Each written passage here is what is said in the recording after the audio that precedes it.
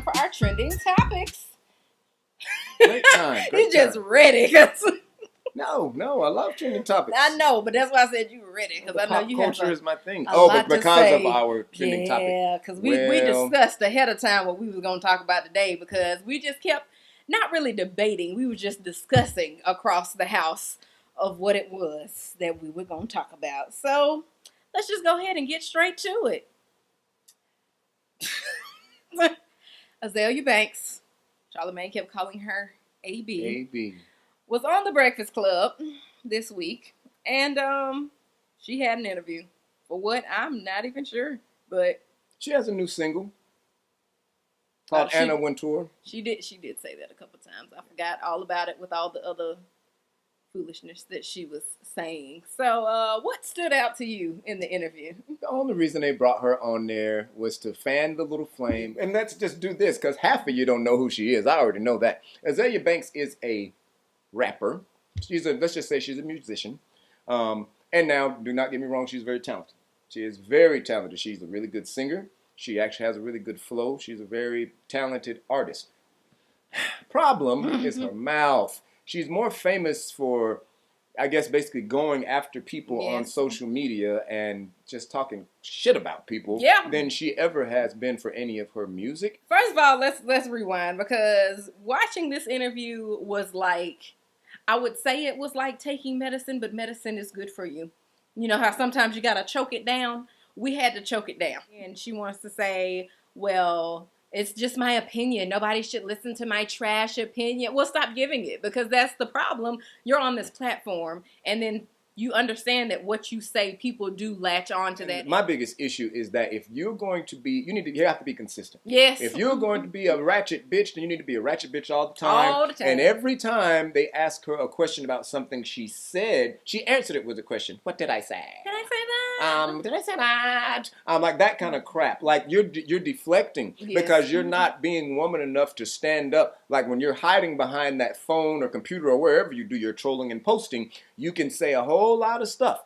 But when they're asking you and the camera's in your face. And you have the opportunity with this million audience that you wanted to talk about. Exactly. Oh, well, Charlamagne, when I say something, I have like 100,000 followers. But when you say something, you have like 1 million listeners every morning. So when you, the media, like, of course you're going to amplify it. So it's you. But you said it. Yep. But you still said it, and you have that responsibility. But then if you're going to be the type of person that's like, yeah, I said what I said, like old Wendy Williams. I said what I said, and I said it. Then be that say woman it like that you said mean it. it. That's what Wendy Williams always says. Say it like you mean it. And you have to. Like, that's the thing. My cousin here is about to be somebody out in these media streets. So, she's not just going to say anything about anybody. Me, I don't give a fuck. So I'm going to talk about her because it makes me sick that she does that. I just hate that part where she just doesn't own up to the stuff that she says. Like that. Even when they were asking about when she was supporting Donald Trump, she turned right around and talked crap about Donald Trump and saying that he cheapens the presidency and all this stuff. She was saying she was only supporting him because it was for a tax break. She wanted a tax break. Now, all the other stuff that he said, but he's going to give me a tax break. My biggest issue. How much money does she make in order to get a tax break? Not enough. Talking about she was broke and couldn't sue RZA. Boom. or Russell Crowe, because Charlamagne asked her, why did you take legal action against Russell Crowe? Now, I was broke. And the reason we keep doing that voice is that you have to hear her talk. Because she sat up there talking about the black appropriation and and representation of black women and things like that. And I understand all that because I am very articulate. That is not what I'm saying. It's one thing to be articulate, is another thing to vocal fry. Vocal frying is what white girls from California started. It literally started with white girls in California. And yes, it is spread and girls do it. But nobody wants to hear it talk like that. And that is exactly how she talks. Kardashian speaking. That's what y'all are used to hearing from them. The Kardashians. They are from California. That's right. Fine. My biggest issue with her, with what she did during the weekend, was going after Cardi B. She can't believe how music is so dumbed down, that Cardi B's music is, so popping and all she's this. She's this caricature of a black woman. And I'm thinking, the same way that Cardi B says whatever it is that she says, and some people are kind of like, I can't believe that she said that. Like, oh my gosh, like, she just says whatever. Tiffany Haddish does the exact same thing, Exactly. and she's a black woman, so... But then they also made the point of saying how, you know, people have changed. Cardi B is changing. She's evolving. Exactly. That's who she is, where she comes from. Right. You know, and they made the point about Tiffany Haddish and how she changed. They asked this dumb bitch, excuse me, they asked this girl, have you changed? Her response was, sure. But in what ways have you changed? How have I changed? Like, what are you talking about? Like, you're going to sit up there and talk about Cardi B, and Cardi B is talented, and she's really good. This cross-eyed Jabberwocky is sitting up here talking about her, and then you posted that picture talking about without makeup, she looks like a big toe. Without makeup, Azealia Banks is a fuzzy green monster with a unibrow that lives in a silver cylinder, a.k.a. you are trash. Trash. Oh, Oscar the Grouch looking bitch. Trash. Oscar the Grouch. A migrating wildebeest with a short leg. What?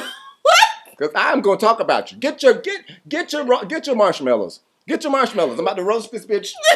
She's a hairless Sasquatch with small feet. Scientists will call you Littlefoot when they discover what species you are. Because the only way to find your non-existent career is to search deep within the forest hidden behind a bush. Oh, Jesus. God, we talk about Cardi B not having any talent. To be talentless yourself. Or you could be talented, but we'll never know because you keep sabotaging your own career, which she said in the actual interview, like, yes, like, I'm blackballed and I just wasn't able to make any money. They weren't booking me for shows. Why? Because you were talking about people who didn't say anything to you, but you made it your business to go after them. And oh my God, I just can't believe that they did this. Like, why would they come back? Because you caused all your problems. But the thing about it is, like I said earlier, she is very talented now. Because I have listened to some of her music. She has a really good voice, and she like I said, she has a really good flow. But you're messing up your own career. You're doing it all to yourself. And I'm sure she has many other talents, but they can only be displayed on Pornhub. And unless sucking dick is the new rapping, then that makes you not nearly as talented as Cardi B.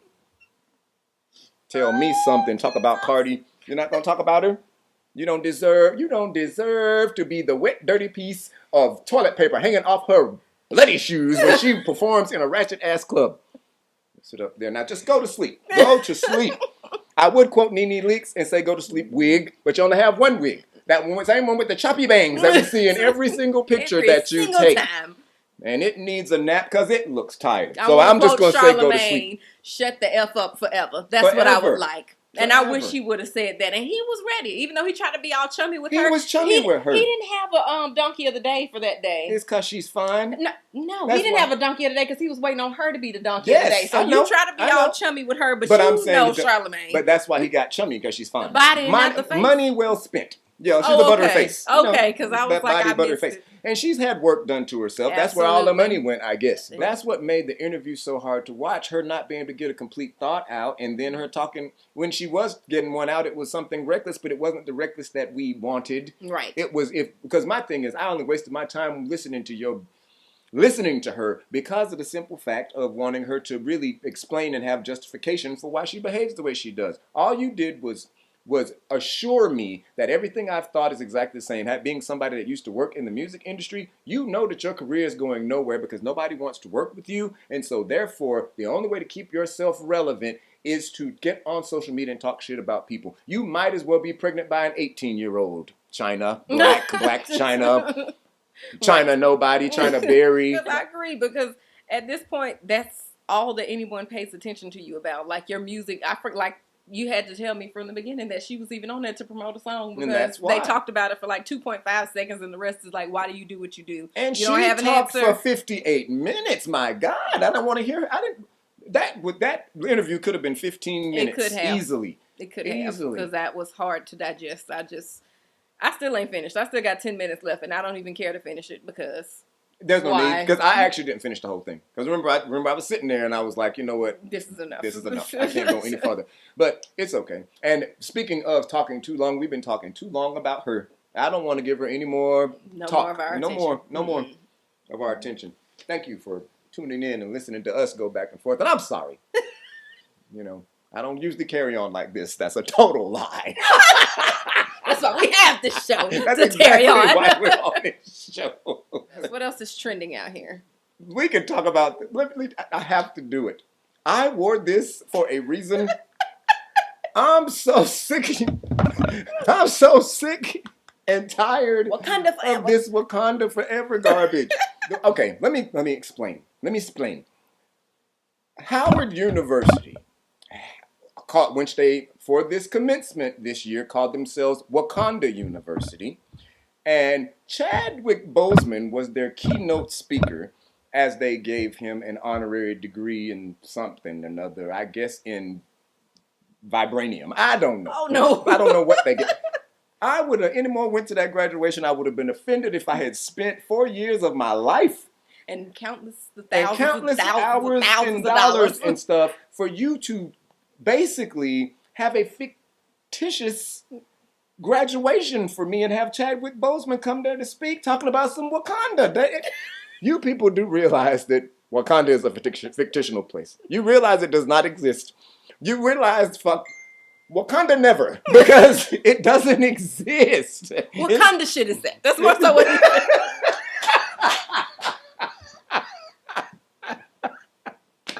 Because I really just can't understand it. If that's the case, I want to move to Metropolis, damn it. Tell the people where that is, for those that don't know. Oh, they better know. Superman, you better know. They might have just been, hey, I'm Black Panther. That's all I'm here for. It's Black Panther. The Super Friends live in Metropolis. Although I did love the movie, and I do understand the fandom and the extra attention to it, I gotta agree. I would have been excited at first, but then when I would have thought about it, I would have been like, so hold up. So there's been, countless leaders, national leaders that have come through and spoken at this graduation. And the year that I graduate I would not is have the been year okay with that the actor that plays Black Panther is the one that get up here, and we got a whole Wakanda themed graduation. No, I'm gonna wait, hold my degree, or just give it to me, and then I just come another time and walk with somebody else. Mail. Mail it to me. Do you think that's gonna make somebody else feel like? So last year I got Chadwick Boseman, I got James Brown. What was it? Who was the baseball player that he played? Thurgood Marshall. He done played everybody black the past 2 years. And now he at my graduation. Now he playing a keynote speaker at my graduation. Because I sat right at the kitchen table and I made the point. I graduated from Georgia State University. We are the Panthers. I still would have been mad.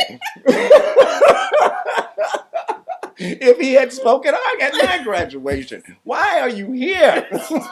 I don't understand it. That makes me upset. And now because I was making the point, my real reason for being so upset about this whole Wakanda thing is the fact that Donald Trump is president. I blame you. You Wakandians. You fake Wakandians. Because only 27% of registered black voters in America voted during that election. Y'all sat at home and let Donald Trump become the president, but you took your black ass to see that movie 4 and 5 times. Voting is free. But you went to that movie over and over and over again. And she made the point, yes, we had to prove that having a black cast because they said that, a black movie wouldn't sell and this, that, and the other. And I get all of that. But I need you to let it go. Black Panther is one of the oldest comic characters in existence. I'm a Marvel fanatic. When I was a kid, I had a huge comic book collection.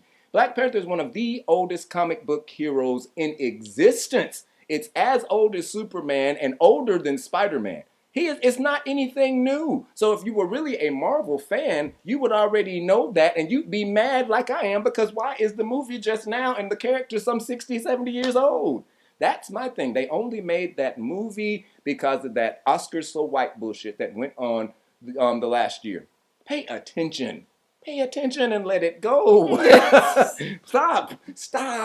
Chadwick Boseman is even tired of it. He is. You can tell in the pictures. Look at his face when he was like, it was strong. And it's like, And now he's like this. He's like, I'm so tired of doing this. I'm so tired of doing this.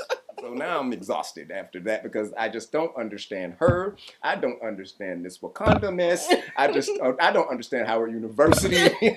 I'm very confused right now. Everything, head's just swirling. We need to take a break. This show needs to end. The show needs to end. Follow me on Facebook at MT Aunt Grover. Follow my Instagram, MT Aunt G. I'm done talking. I can't talk no more. Okay, we'll let him breathe and cool off. You guys make sure that you like the video. Make sure you leave in the comments below your thoughts on the interview with Azealia Banks, and also your thoughts if your graduation happened and they invited a fictitious character or an actor who, you know, no offense to Chadwick Boseman, I'm just saying. None. No, you did not need to be Wakandan at the graduation, okay? Leave your thoughts in the comments below. Also, make sure that you share this video all over social media and subscribe to my YouTube channel. We're going to have a video every week, so make sure that you stay tuned to see when it comes out. Also, follow me all over social media at Blondie's Lipstick, and for all things Blondies, head to blondieslipstick.com. Until next week, mwah. Much offense to Azealia Banks. Yes, definitely offense to her. All the way. I hope you see it. Just turn it off before I get started.